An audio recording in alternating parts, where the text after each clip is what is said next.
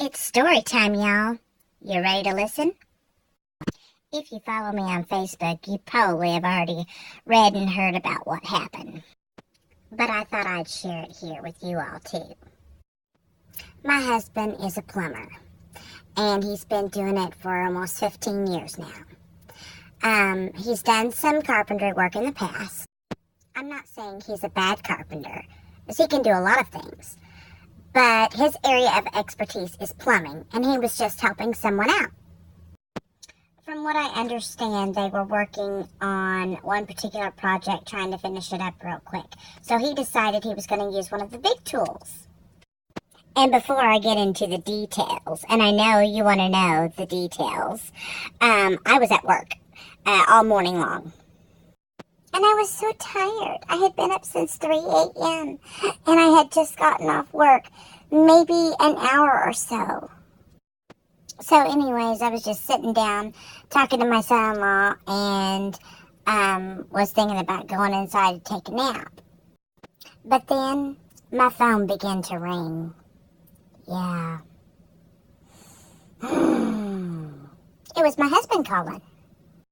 So when you get a phone call, the first thing you say is, hello. And the usual response when someone calls you and you say hello is for them to say hello back. But no, that's not what happened this time. All I heard was screaming, loud screaming, bloody murder screaming. So of course I was panicked. And all I could say was, what? What did you say? I couldn't hear you, honey. What did you say? All he could say to me was, my thumb. Honey, I don't have my thumb. Oh no, honey, what did you do? And my son-in-law was just sitting there staring at me like, what? What happened? It went something like this.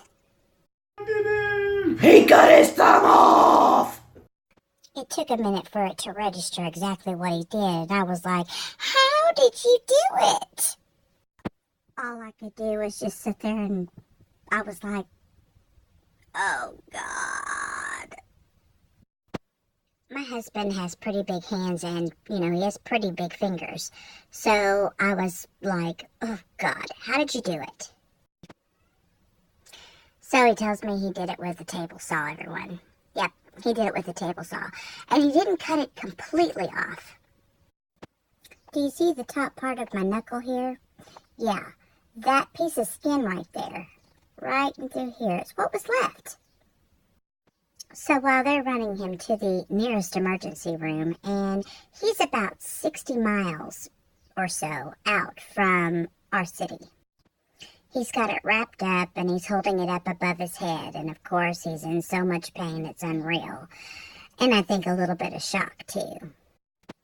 He was just trying to do a better little patch-up job by cutting this little small piece of wood.